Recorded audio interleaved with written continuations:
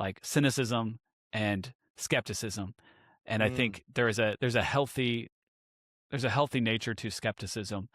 Now, the cynicism, and I met a lot of people like this. I was probably in seasons like this for a while, like, yeah, it's all bad, just burn it down. Like, Sure. what's the point of all this? But skepticism is something that I think I didn't have enough of before. And skepticism, being skeptical of things you hear, like that's wonderful. The people that aren't afraid of skepticism are the ones who are quite sure of the truth.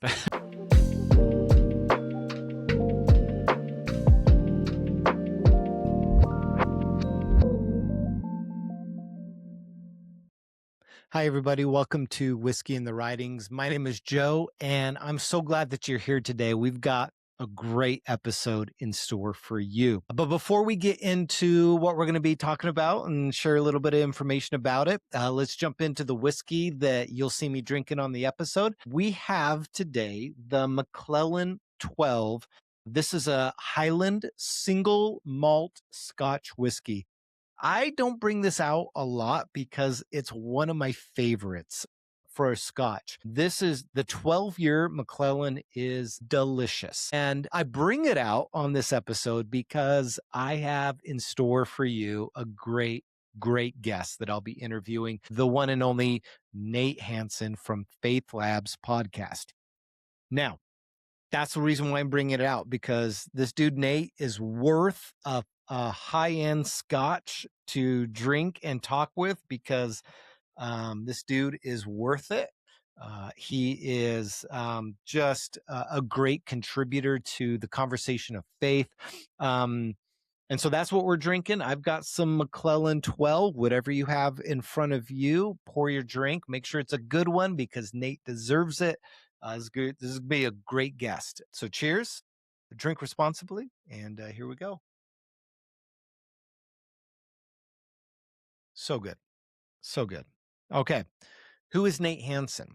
Well, if you don't know, and maybe you do already, Nate started out years ago with a podcast called Almost Heretical. And this is a podcast as he explored his own journey in deconstruction. And that podcast has over 1 million downloads. He just blew up in the space of working through his faith publicly, transparently, vulnerably. And since then, he has moved into rediscovering the beauty, the wonder, the awe, the truth, the history of Jesus and what the writings of what we call the Bible have to offer us. It's an amazing conversation. I really enjoyed it. You go into these things and maybe you have an idea, an expectation. I had some thoughts about what this thing might be, and I'm just so happy with where it went. What Nate shares is so insightful and meaningful. And I think if you're in a place where you're on that bubble of skepticism, you're going to be encouraged after this. If you're in that space where you're just not sure and you have a lot of questions or a lot of doubt, you're going to enjoy this episode. Nate has a lot to offer and to contribute to this conversation of what it looks like to move from a space of questions and doubts and wondering if he's ever going to come back to faith, and him sharing his story, it just meant a lot to me. I think we have a lot of similar backgrounds with being in ministry as long as we have, experiencing some of the things that we've experienced. I can't wait to talk to him again. I'll tell you that much. We wrap up the conversation and we're already maybe making plans to talk about more things that we've experienced and things that we're hopeful for in our walks as we continue to journey our own journeys in faith. And so I really think you're going to like this episode. It's roughly an hour, so it's going to be a little bit. So just sit back, pour a drink, put the episode on, and enjoy this conversation with Nate Hanson from the Faith Labs podcast. You can get a link in the show notes. Go subscribe. He's interviewing some of the most brilliant minds in Christian thought today. So if you're wanting legitimate conversations, scholarship, voices from scholarship on different topics, his podcast will not let you down. So go check it out, Faith Labs podcast. And until then, we've got Nate Hanson right up here, Whiskey and the Writings. Cheers. I can't wait. Check it out. Nate, thank you for joining me today on Whiskey and the Yeah. Writings. I'm very excited because I went a whole year of Whiskey and the Writings where it was just me, just talking head Mm. Joe, just sharing thoughts and ideas that I have and reflecting on different topics. And this year, I wanted to make an effort to bring on guests and talk to people from all different walks of life. And so far, this year, mainly it's like once a month, I'll do an interview or I'll release an interview once a month. And 3 of the weeks are usually just me talking. But I've mainly just interviewed friends, people that I know. And so this is the first time that I've talked to someone that I really don't know you, but I know of you. And I'm very Hey. excited to just share and talk about your journey and reflect on things that you've learned along the way that I think can be helpful and useful for people Yeah. as they're journeying on their own, whether they're in a place of, you know, religious adjacent versus Yeah. all in and trying to figure it out. But so just thank you. Thank you, Nate, for being here. Yeah. For our viewers that don't know who you are, you had a widely popular podcast called Almost Heretical, transition that into Faith Labs. Tell us a little bit about who you are. Yeah. I'll try to keep it short because I- my story can get long when I retell it, and this is all really fresh for me too because it's only been in the last year or two that I would say, come back to Christianity in a fresh way. Mm, Though in some ways I never really left, and I love that our stories as Christians can be these winding stories through wilderness and through deserts, and I think yeah. you're following Jesus the whole time, and you don't know it sometimes. So there were times in this story when I thought I was out. I thought I was done, and it turns out I actually wasn't. I just thought that, like, that's that's where I thought I was, but it Mm, turns out I wasn't. And so mm, yeah, I mean, I grew up in the church, and I mean, like, grew up in the church. Like, my great grandparents were like founding members of the church I grew up in, oh, and wow. my parents got married there. And I mean, it was all I knew from a very young age. I Mm, live 7 minutes away from that church now, again, after spending time in California and things. But yeah, so mm, that was my whole life, was my whole identity, and I never thought to question the water I was swimming in, and to doubt it or to mm. be skeptical about it or cynical about it or anything. It was wonderful. All my friends were there, all my family was there, was there, and Wow. Yeah. friends to this day. So it was a very positive experience. I don't have a story, though I've heard stories from my Yeah. time doing Almost Heretical and all the emails that listeners would send in. I personally don't have a story of Mm, church hurt or abuse or, some pastor teaching something that was like way out of left field and like sure. had to unpack that all later. And that's not my story. My story is this is a community that was everything to me and still is. So yeah, from a young age, I knew that I wanted to be like all in, and I was worship leader. I was sent as a missionary from that church to kind of inner city places in California, and yeah, I got connected with Francis Chan, who's, for those who don't know, is like a New York Times best-selling Christian author guy and evangelist, and he's a pastor in Southern California. So I moved down to go to his church right out of college to be a part of what they were doing. And so got connected there, was leading worship, and then he had I'm leaving a lot out. Christian Yeah. radio, I'm No, leaving you're I'm fine. leaving so Yep. much out. 100%. And we'll come back to some of the things you're saying. Sure, sure. I will bring in the Christian radio piece. So out of college, I got a job in Southern California producing one of the largest Christian radio talk shows in America. And I bring that up because the host of the show was all into like Christian apologetics. And so bringing on Mm, guests that would later, which is ironic, would later help bring me back to Christianity. But I remember at the time I was so in like a Francis Chan, David Platt, yeah. like, don't waste your life. Like, just read a verse in scripture and then like go out into the streets and just do it, like, who needs to have all Yeah. the and the evidence and the history and Yeah. the like, if you need Yeah. that, you have a weak faith, right? Like, just get Yeah. out there and do. And so I'd go into my job. So I had this, like, I'm living in Simi Valley, California, in Francis Chan's church and the Bible college that he had there, and auditing classes and amongst all those students, and we're just like talking about where we're going to go do missions someday. And you going to India? Where are you going? You going to Sri Lanka? You going to where? Yeah. Like, where were we going? Right? That was life. And then I drive over 45 minutes in traffic, an hour and 45 minutes. No, just kidding. Over to Glendale to produce this show. And I just felt like, why am I here? Like, I'm producing this show for a bunch of weak Christians that are they even really Christian, and so I had this rough time with it. I remember at the time. So eventually I left the radio show and I kind of went all in with church because Francis had moved up to the Bay Area at this point. And I had been invited up to go check that out. I'm walking the streets there in the Tenderloin district of San Francisco, which is, for anyone who doesn't know or hasn't been to San Francisco, it's sort of where the city kind of sweeps a lot of the drug addiction and the poverty of the city, the homeless and things like that, all get swept into this like 10-block square area in San Francisco, which is like right by Market Street. Your 5-minute walk to the piers, like the ferry building and all that. Like you're right by all the tourism, but Sure. it just feels like a whole different world. And so I was living there, doing ministry there, trying to essentially help people who are addicted to different substances to give their life to Jesus. And so we're like trying to plant these churches in these SRO buildings, single resident occupancy buildings, where there's like a bathroom at the end of the hall, needle drops throughout, and you're just all these people, generally like older people, living in these single resident rooms and just going every day, bringing them some food, some relief stuff, but also trying to have these Bible studies with them and trying to do ministry to them. And yeah, I mean, I can't say I saw like a ton of fruit in that season. I mean, looking back, I'm like, did I see anything like miraculous happen? Like, I don't know. There was just a lot of kind of sadness there. And like, I remember found myself one day, like different people would come through because Francis knew a lot of people. And so like, I remember that some San Francisco 49ers came through one day. They just happened to be like volunteering and they were like, they're going to volunteer. And so it's like, hey, take this guy out to your building and like,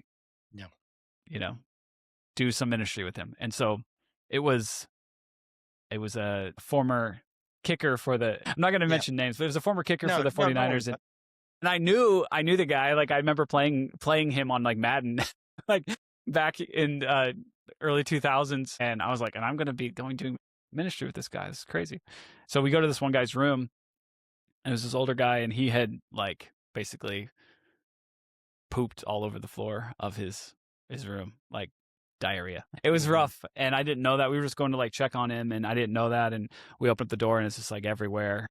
And I was like, "Well," to the kicker, I was like, "Well, do you want to clean up some poop with me?" And he's like, "Let's do it."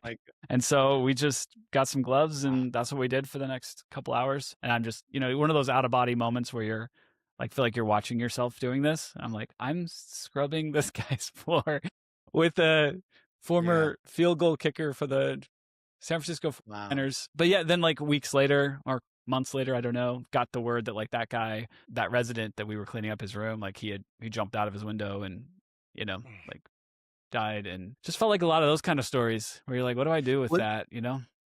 Was that was a catalyst that led into a place that would, there seems to be a lot of conversation about the word deconstruction. So I'm going to use it here because I think it's the simplest way to just call what this process looks like.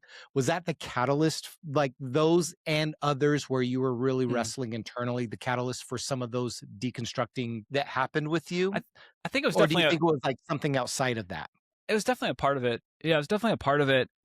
I share this story a lot. There was a few weeks after that, I'd say maybe a few months later, I had moved to our ministry. A few of us from the ministry had moved to starting like planting churches in a different area. We kind of went to the other end of the age spectrum to kind of the younger guys who were in kind of gang violence and in these gangs over in Hunters Point, Bayview area of San Francisco, which is, only 20 minutes away from where we had been, but it's a very different world over there. It's kind of over by where Candlestick, where the Niners used to play. And so there's just a lot of like low-income housing, and then there's these gangs. And so I remember one day every morning we would just meet like in a room and pray and be like, what should we do today? And the answer was usually, let's go out and like try to talk to people and walk around and meet people. Walk on the street ministry. Exactly. Just walk up to people and then like, these two guys are playing basketball. Can we play? And then like we're playing ball with them and they're like, hey, do you want to go back and we go back and we're just whatever, just kind of following the Spirit and doing. And so, but one of the guys in our ministry had come out of prison and given his life to the Lord in prison, and he was pretty connected in and got accepted with like some of the gangs that we were working with there and some of the young guys, and so he had heard that there was going to be this kind of turf war that was going to happen, and so he was like, let's get like the whole church here, and we'll just like pray and worship, and maybe we can like change it. Maybe we can like change what's going to happen. Like maybe we can have an impact on this. And so that day came, and we all gathered. The church was probably like 50 of us in the church, 100 of us in the church, and so maybe 30 or 40 people show up for the church, and we're all just standing. There's one way into this community. We're all standing on this blacktop like basketball court, like in the back of this community, and we're all just like in a circle. Some guy had a guitar, I think, and so we're like singing and praying and stuff like that. And 20 minutes go by, nothing, and then all of a sudden there's like a gunshot. It's nearby, and then we see a bunch of like kids. I mean, I'll call them kids. They were probably 16, 17. I don't know. They were young. Come running by our group, and they're kind of like looking at us like, what's going on? And it felt like, you see like a neighborhood like Nerf war or something. It felt like that, but these are like real guns. And I just remember thinking like, I'm one of the pastors here. There's one other. And I'm like, Francis wasn't there that day, but I was like, we gotta get out. Like we got like little kids here and women here and stuff. And I was like, we gotta get out. And I just remember like looking over at the other guy, and he was just like raising his hands, like praying. And I was like, we gotta get out. Like, so I led a few people out. Like I had driven separate, and I remember leading them out, driving back, got back to my house. And I just remember like, I was like weeping and crying, and I just felt like I failed the test of faith of like, this is your moment, like to stand and to, if there's a gun to your head kind of thing. What would you do? And so like, and then I didn't know what to do with that story until I think really recently, maybe like a few months ago. I was talking to a buddy from that time, and I was like, I feel like I just had my brain turned off during that season. Like I wasn't fully engaging my brain. I was just kind of like, whatever, like just believe it, just go along, And so I think through like, not seeing these miracles that I expected to see, it just led me to this season of like burned out, not seeing what I expected, unsure of the truth of what I was saying. And I'm like, well, I can't teach right now. I can't be like leading right now. And so I moved back home to Oregon, where I'm from, and we had a kid, and I just kind of like, okay, I'm just going to go to church or whatever, but I'm not going to be involved in ministry. I'm not even going to do a small group, or I'm going to sit in the back and I'm going to leave, and that's it. And so, so I think it was kind of wrapped up in that. And then shortly after that is when, like I'd say deconstruction started to set in. I didn't know that's what it was at first. It wasn't something people really talked about a lot then. It was just like, felt like I was disillusioned and kind of doubting what I had thought was true. And then turns out, turn the mics on and start talking and realize there's a lot of people that were feeling those things. And then I want to hit on something that you said earlier. I want to get to a lot of what you're saying here and maybe some reflection, but you said something earlier, just kind of at the first quarter of what you were saying about how you thought maybe you were far from Jesus, but you weren't. And I think that like there's a lot of times when, in my experience dealing with people who have gone through similar like writing off the church, and oftentimes, it can be through the lens of pain or information isn't adding up or, whatever, but they've moved on, and they equate that, or at least the feeling they get from their friends who are still in the church or family who's still in the church, is that they have somehow now moved outside the bounds of faith in Christianity. And so I find it interesting, because that's a real struggle for some people, is that if I ask this question, I'm at risk of being the snake. Did God really say? Genesis 3. And so there's this fear of like, I can't even ask the question because that'll move me outside the bounds of the territory of in and out.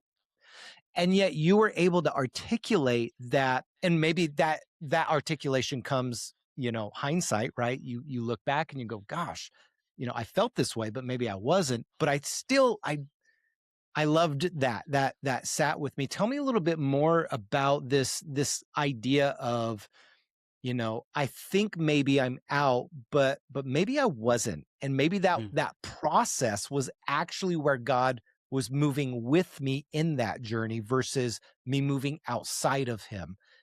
Yeah. And if I'm maybe misarticulating that, like, feel free to go, yeah, no, Joe, that's not what I was thinking, but Yeah. I mean, I want to touch on something you said, first of all, which is I okay. think that the church doesn't do a great job of handling people who are doubting or unsure of what they think on things. We really like to formalize everything and really draw some boundaries and walls and make sure everyone knows what those boundaries and walls are.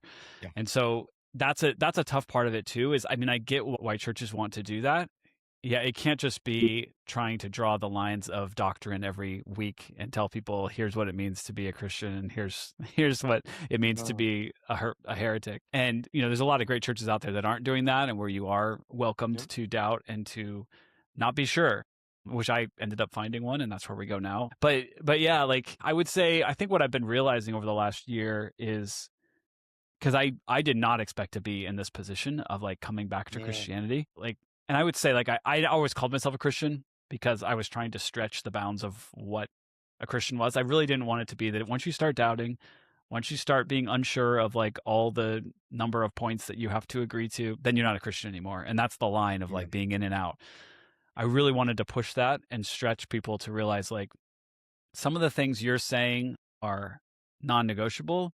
It's like, well, the church didn't believe those things for the first thousand. If you talk about like Eastern Orthodoxy or something like that, it's like they saw it a lot different, at least for the first, hundreds of years of church history. And so, I think we just have to be careful with some of that stuff to say this is the line of what it means. Well, then this other guy over there is saying, well, this is the line of what it. It's like Mhm. we got to be careful. These are a lot of this stuff is stuff we need to discuss and discern on. So yeah, that's the first thing I'll say. But Mm. yeah, realizing I think through this process that I was like, wow, maybe this was all, I mean, clearly it was part of the journey that I was to go on, like I needed to, I think there's a difference. I just heard, I think it was Wes Huff talking about the difference between like cynicism and skepticism.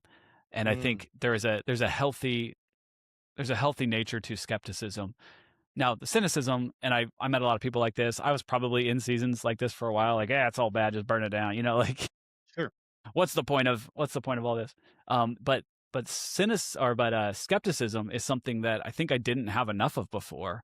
And skepticism, being skeptical of things you hear, like that's wonderful. The people that aren't afraid of skepticism are the ones who are quite sure of the truth, right? Because they're like, well, yeah, go Yeah. look into it, right? Like if you're innocent, you really want your case to be examined and everyone to know all the facts and all the evidence, because then you're like, yeah, I mean, this is going to show that I didn't do it, right? I just remember like times when I was a kid or fighting with my Yeah. sisters. I'm like, yeah, go look.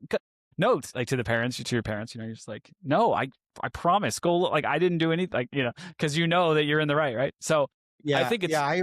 yeah, I remember hearing John Dixon, Dr. John Dixon. He's out of Wheaton College, professor there, and he's a historian. And he would always say that the differentiation between like Christianity and other religions is that Christianity puts its head on the chopping block of history and says, "Take a swing." It's yeah, it's like versus any other. it's It's not tied to divine history. It's revelation. tied It's to not. history. Yeah, Yeah, it's like you look at the history and Christianity goes, take a look. I think of Paul in 1 Corinthians 15, where he says, and Jesus appeared to 500 people at one time.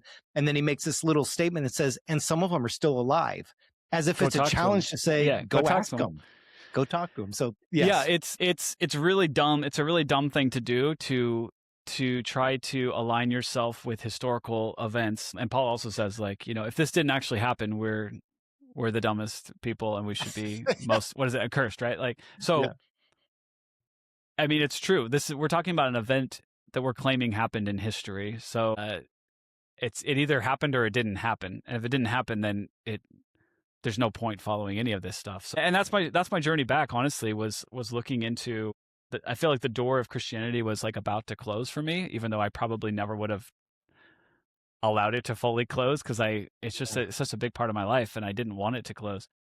Sure. And I was like, let me look into this all one more time, because I feel like as my skeptical eyes were seeing the world and seeing other information and realizing like, I don't think I got the truth on some of these things, you know, and I Yeah. think I just followed whatever like most people were doing and most people were thinking, not about Christian topics, Sure. but just about in general. And it's like, wait, when you actually Yeah. look into that news story, you're actually looking, it's like, we're just being manipulated here, you know? So like, I'm a very like skeptical person, and I hadn't really applied that very much to Christianity. It's like, I want to actually look into this Yeah. and love going Yeah. down rabbit holes, love going down, Yeah. you know, investigative, yeah, rabbit holes. And so that's what I Yeah. did. And yeah, No, I appreciate that. I've been learning to use the word wonder and awe versus like kind of that like you're just being, skeptical. It's like, no, I'm actually approaching the text with wonder, like of this curiosity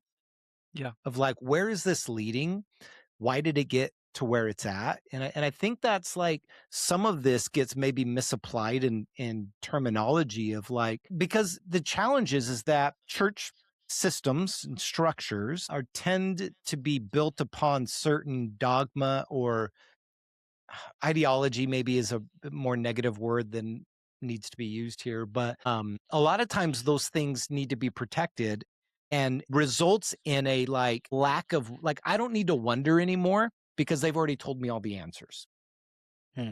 And I think that's the challenge that people rub up against is this people are smart, right? Like I think people are smart. And so they'll see things and they'll go like, well, I don't understand how many women were at the resurrection. And the response can often be, well, you just need to believe it.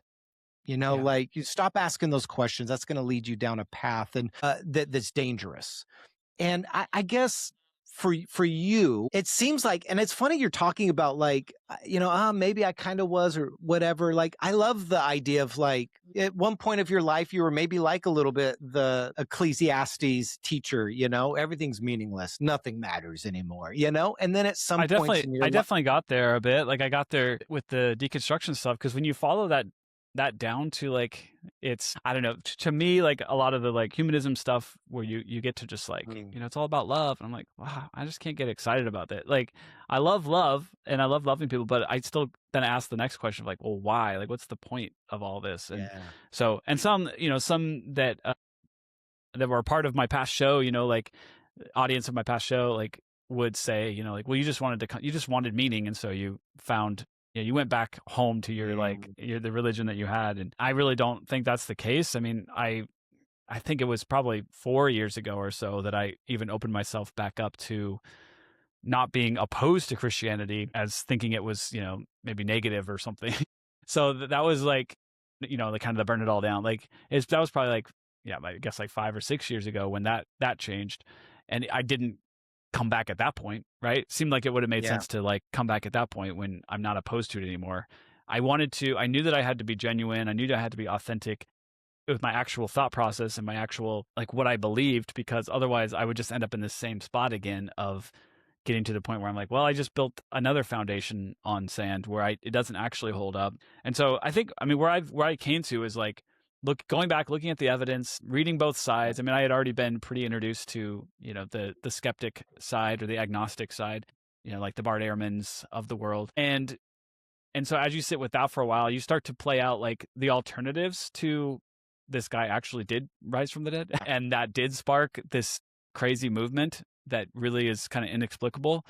You play with those and you're like those take a lot of faith to believe too, right? It's like you end up having to create these narratives that and this version of history where a lot of stuff would have had to have transpired, a lot of motives and things to make this all work.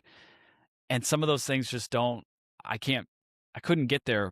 It required. I mean, I just think of like the Frank Turek line of like it takes more faith to be an atheist almost. Like it was a little bit of that involved where you're like I'm having a hard time believing some of these things. Yeah. So that's where probably like 2 years ago I got to the point of like I'm over the 50-50 scale to the scale has tipped to where like I'm more sure that this happened in history than it didn't happen in history.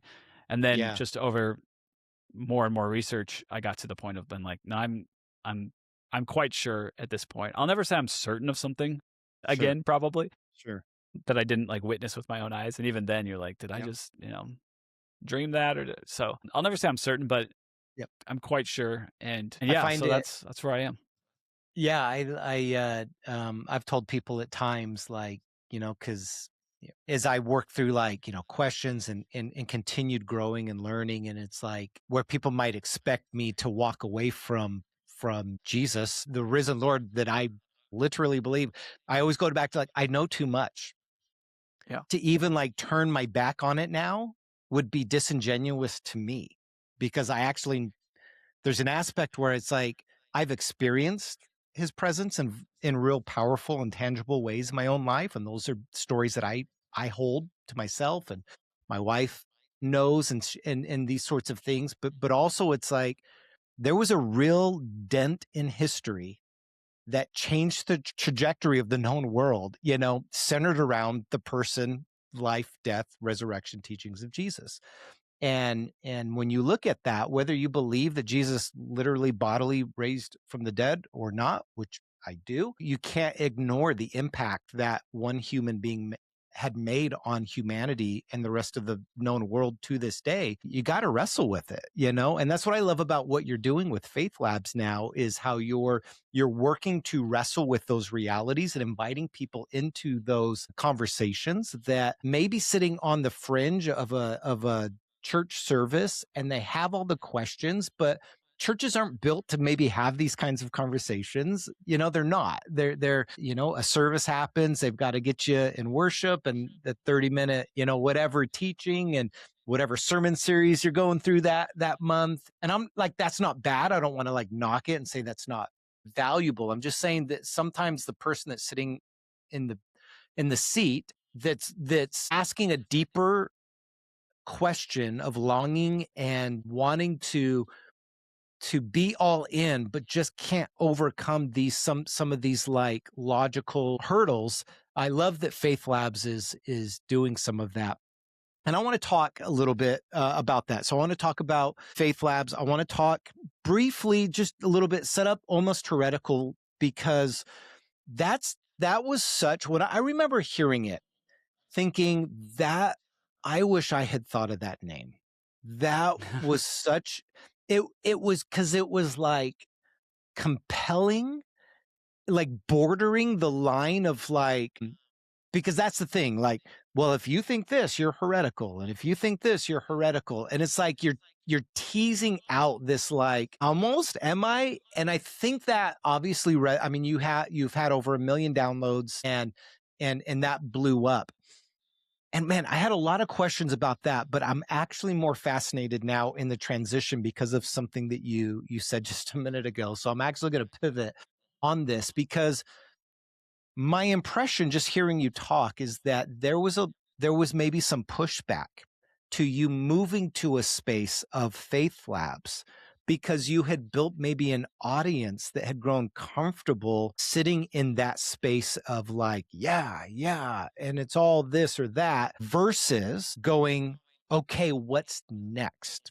Which is what I feel like Faith Labs is inviting people into, is moving from a place of going like, okay, we got lots of questions that maybe the church has not done as well as it could have in recent centuries in helping us navigate. But instead of just sitting in that place of hurt, pain, frustration, anger, doubt, let's walk into the realities of what this thing called Christianity is actually inviting us into. Can you talk to me a little bit about how that transition impacted you, maybe what risks you took, because maybe there are people that have just like, I'm out now, or challenged you, like, because you made the comment like you're just going back to your old systems of being comfortable, and that sounds like to me like, oh, maybe you got some pushback. Can you share with me a little bit about that movement from Almost Heretical into Faith Labs, and what you were risking by doing that? I think that whenever you do a show and you speak about your journey and your experience publicly, you attract people that had a similar journey and experience, and there's a level of connection that people feel with you. I've certainly felt this with shows or teachers that I've followed, you feel a connection and you feel there's like a trust, and it makes sense to me. It's also partially, I think, a little unfair maybe to to those people. It's like we're all just journeying, and things can go a different direction for people, and you can bid each other, like well wishes, and maybe it's not the show for you anymore. It's not like this huge problem, right? To deal with. It's just, oh yeah, that it's a podcast at the end of the day. Yeah. And so I think that there were many, especially in a very vulnerable show like Almost Heretical was, where we're talking about this thing that had meant a lot to all of us, or to many of us, and we all had a complicated relationship with now for varying reasons, I guess.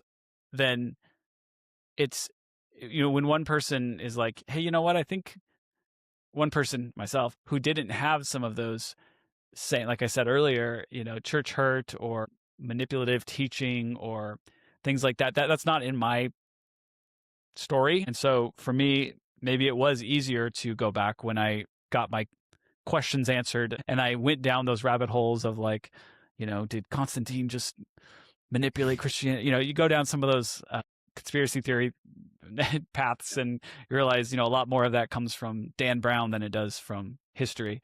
It's mostly fabricated, and and a lot of the questions that like the new atheist raise, or that Bart Ehrman raises, there's actually really good responses to those that you go, oh, okay. But if you only listen to one side, you're like, I guess this is it. Like, it really doesn't make any sense. It's like, no, this has all been kind of talked about already, and there's some explanations here for this stuff. But yeah, my favorite on that, I love that point, because one of the things I remember learning years ago, reading Eusebius, his Ecclesiastical History of the Church. And in it early on, he writes out, writing in the 3rd century, and he's like a big Constantine guy, so you got to take that for what it is. But what he did do was he talked about a debate that was happening, and he's listing out all of what's called the accepted writings, the spurious writings, the rejected writings, and this is in the 3rd century, and he's basically saying these are the letters and the writings, the Gospels, Paul's letters, things like that we call, yep, they're good. And then in the rejected, he's like listing out the Gospel of Mary, the Gospel of Peter, the Gospel of Thomas. And so when, back in the early 2000s, the Gospel of Thomas is like, oh, look, we have a hidden gospel that got rejected. And it's like, guys, they've been talking about that for almost 2,000 years. Like, this isn't new information. We've known about it. And you learn those things, and it makes you go, it's not some like modern conspiracy or anything like that. Like, no, what's bubbled to the surface can be trusted, and that's okay. We've known about these writings for centuries. And so like, I appreciate that, like the things you're learning and growing into. And yeah. And so, yeah, it's like for me, when my questions get their answers, but other people's didn't, or they didn't have questions, they had hurt, or they had, so I can see how my transition back for some people is like, this is, this betrayal, right? But like, I'm just a podcaster.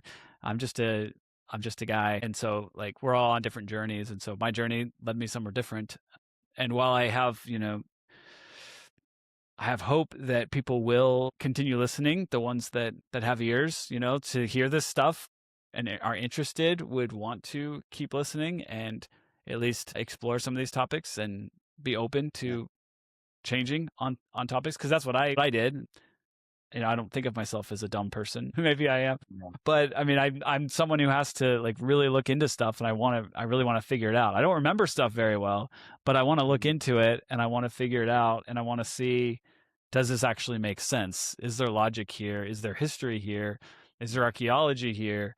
And look into it. And so I think it's a small group of people that had a hard time with that transition. At this point, things are going well. And I think it's developing a new audience too. So there's some that stayed, and a new audience is coming in. And so, yeah, I hope that like when it comes to those people that had felt those ways, I just hope that again, there was enough equity built through you sharing and walking alongside in that journey and whatever that meant for them in that time, that at a future stage in life that something comes up and people are actually wanting to go, maybe I need to learn that. They know who to go to, right? Because that Hopefully. trust had been built. And so encourage you with that.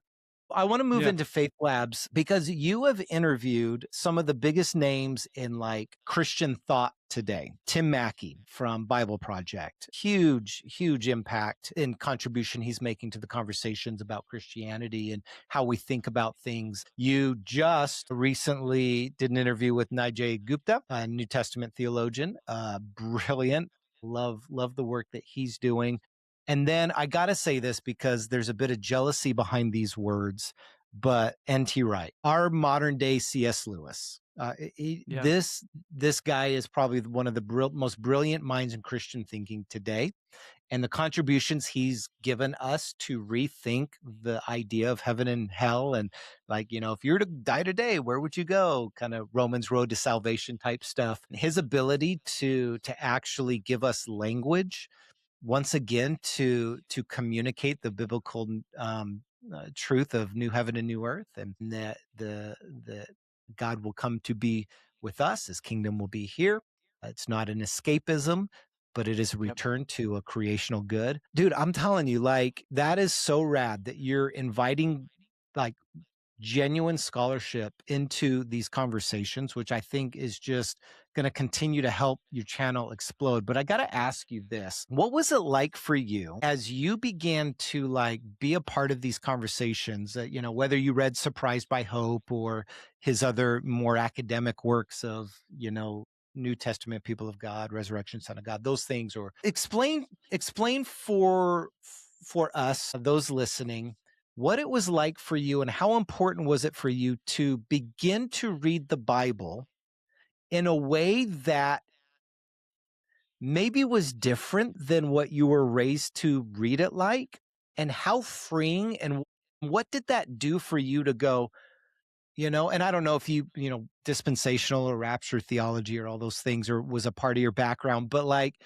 to begin to go, there's a bigger way to think about what God's up to in the world. And there's maybe a different way.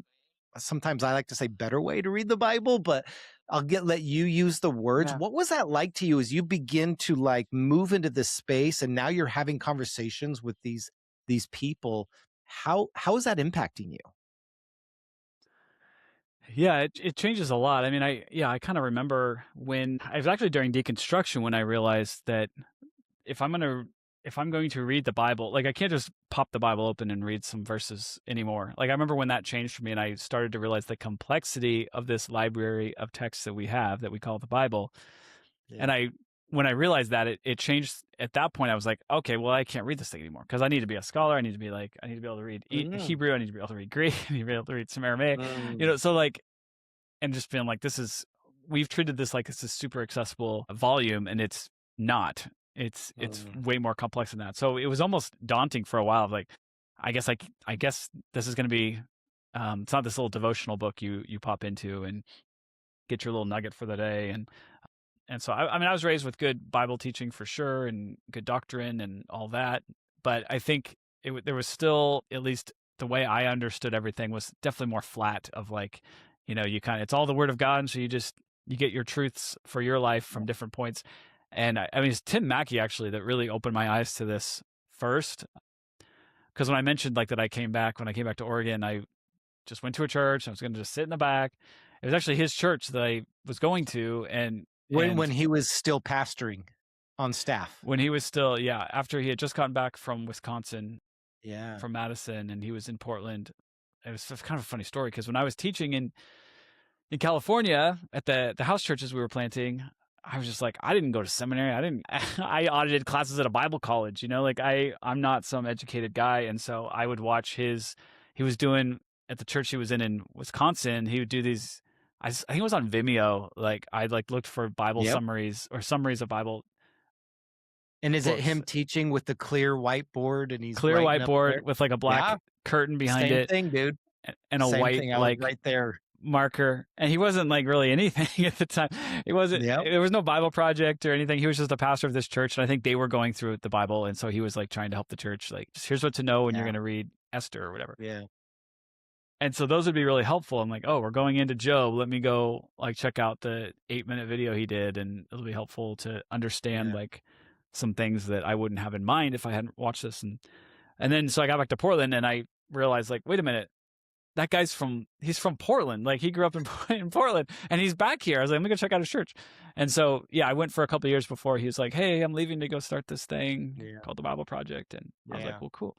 So, but yeah, so one thing I love about the way Mackey teaches is, I remember we were going through like, I think Matthew, and he'd like we'd read the text, and then he'd get to a point and he'd be like, okay, so, some scholars think this means this and others think it means this. I tend to think it means this, it's like, how freeing is that to go? I mean, these are things obviously that we're not talking about like, did Jesus rise from the dead? We're talking about like, what does this how do we interpret this one passage?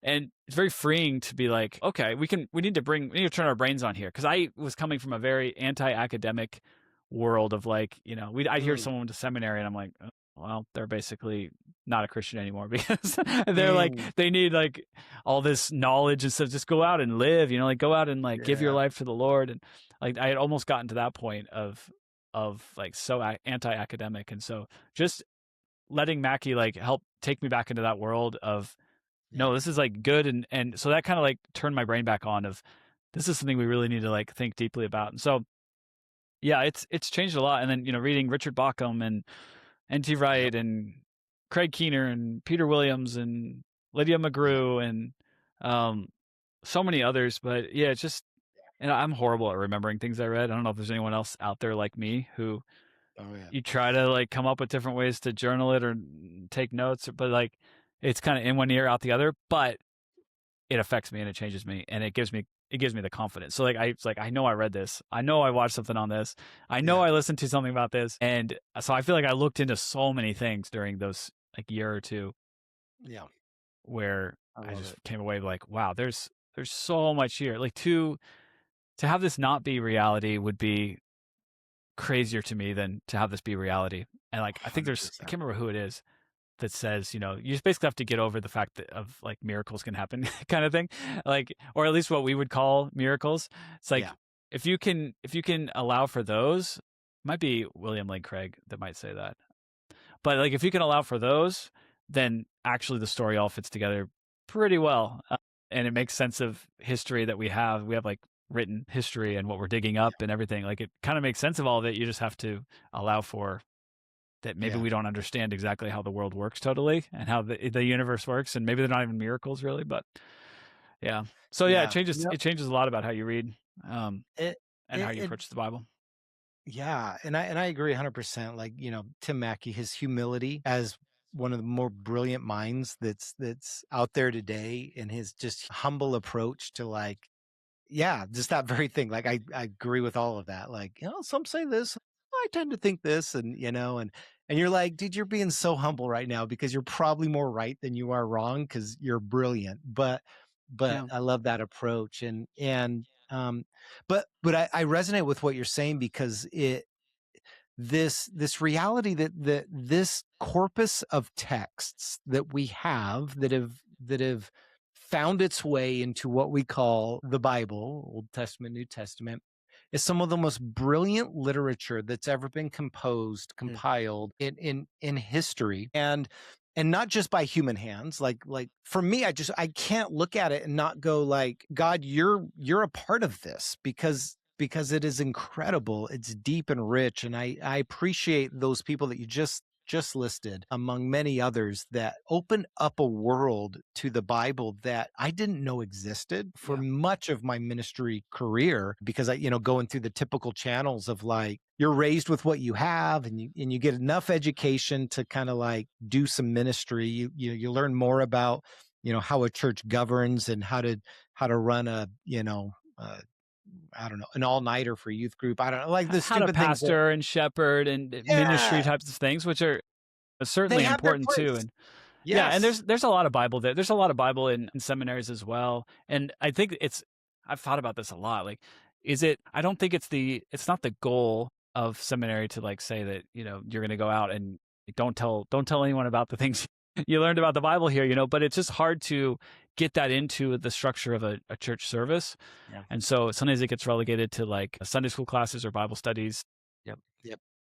But only a few people make it to that kind of stuff. You know, it's just like, how do you get, and this is why I love too, like, I love, like, dude, how cool is it that we have like guys like Wesley Huff, like Wes is going around on like Diary of a CEO and Joe Rogan and Yep. he was on a few more, like, but like to have a young up and coming like Christian apologist guy that's actually like really good at history and Yep.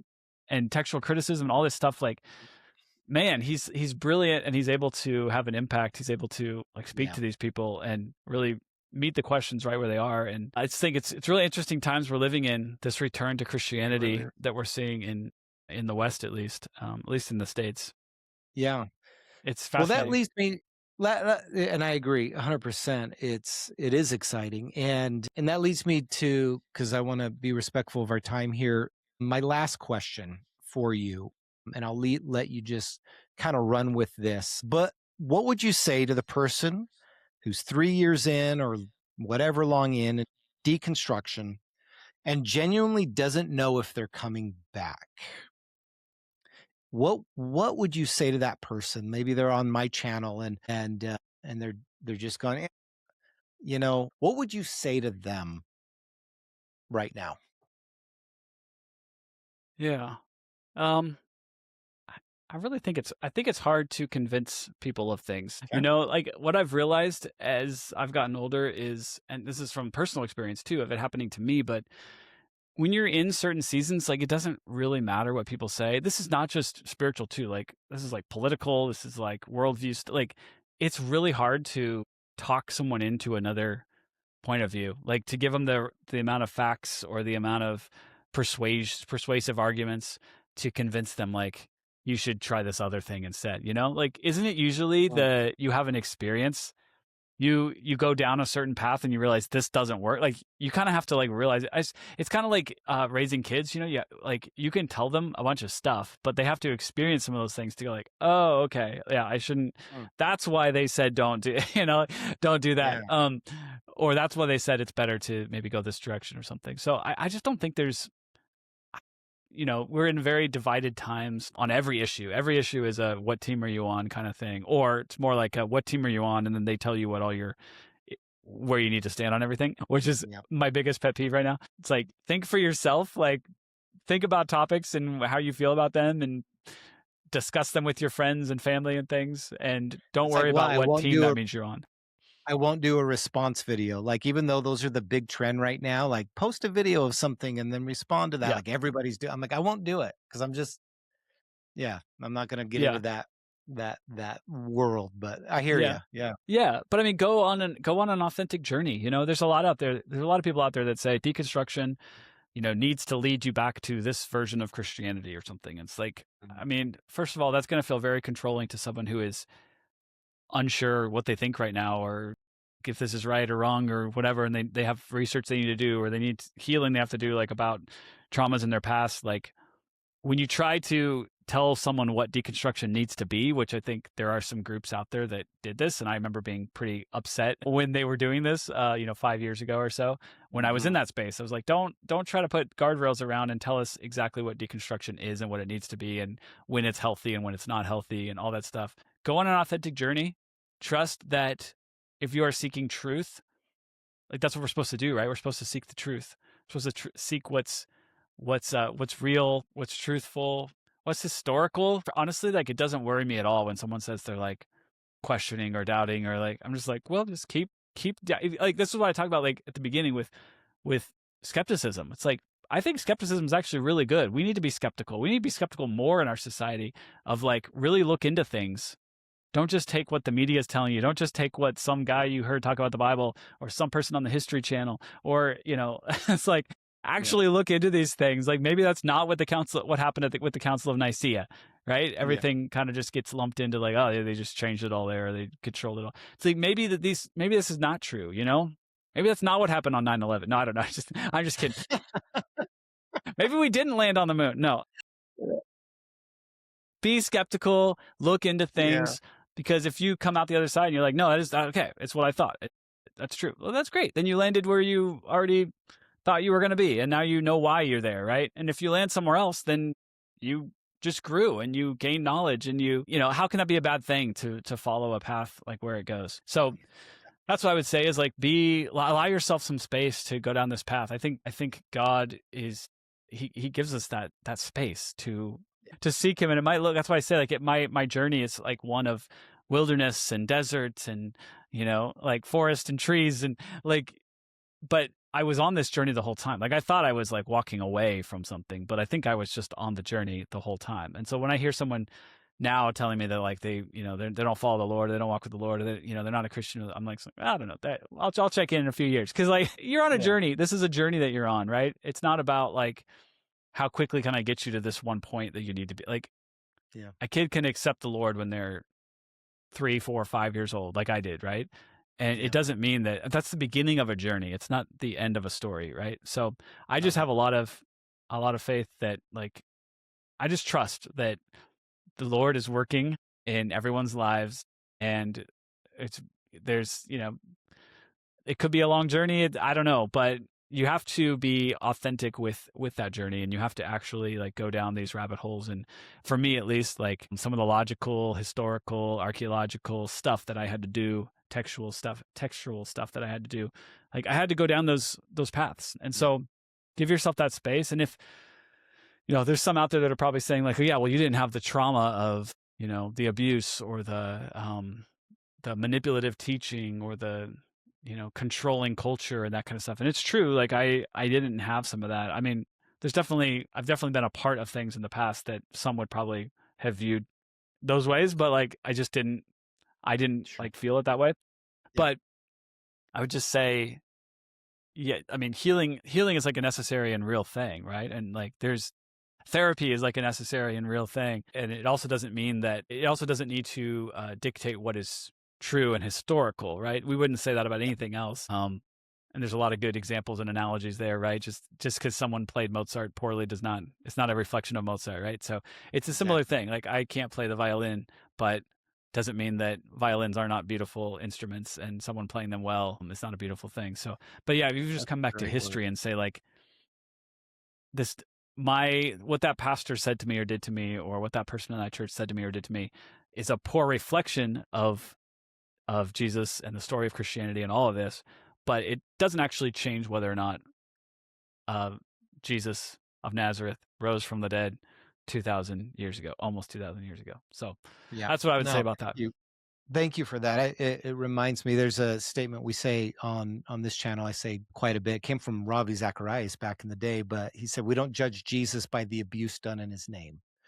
And that resonates of like, you know, someone playing the violin poorly doesn't mean that the violin isn't a beautiful thing. And ironic coming from Ravi too, right? Like that, it almost like gives you a picture of like, yeah, it's interesting. Yeah. It that was that's a whole other conversation, but yes, right. You're right.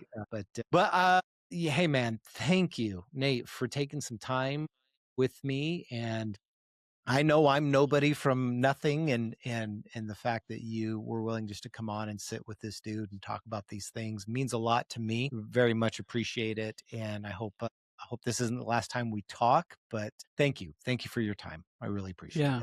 Yeah, no, I love it. I love having these chats. And when you said, you know, you had found the show, and I mean, I feel like I'm a nobody from nowhere too, and I just having these conversations, and I just hope and pray that they resonate with, you know, someone out there, one person out there, and that's what I view my calling is right now, is to help these people that are sitting in pews maybe, or they don't really go to church anymore because they're just like, I don't know if that makes sense anymore. I don't think there's really a way to believe that. That's where I was, and there is a way, and there is hope, and there are actually like really good argumentation, and there's a really good case to be made for this. And I think it's really beautiful too. And I've gotten in, I'll say too, like I've gotten in a lot today, and my story so far is a lot around can we actually believe this? Like the logical side, the academic side. But there's a whole other experiential side too, where you see the stats don't lie that like this has a real impact on your life and Yeah. the transformation. And so like, yeah, as I come back to Christianity now, like I feel like that's the next step for me, is like really getting into and back into the relationship aspect, the relationship with God and the experiential stuff. That it's like I had to check these boxes of like academic first, but I mean that's like my desire is to, you talk about like these experiences you've had, and yeah, it's like I want to feel those things. So yeah, it's like that's where I am right now, is All trying to right. figure out that aspect. But maybe I'll come back on I would when I figure love, that out I more. mean, my brain is now firing and 100 other questions that we just maybe can come back to one day. I'd love that Yeah. conversation. Yeah. Okay. Thank you, Well, Joe. thank you. Thank you, everybody, for watching. We'll catch you next time on Whiskey and the Writings. Thank you.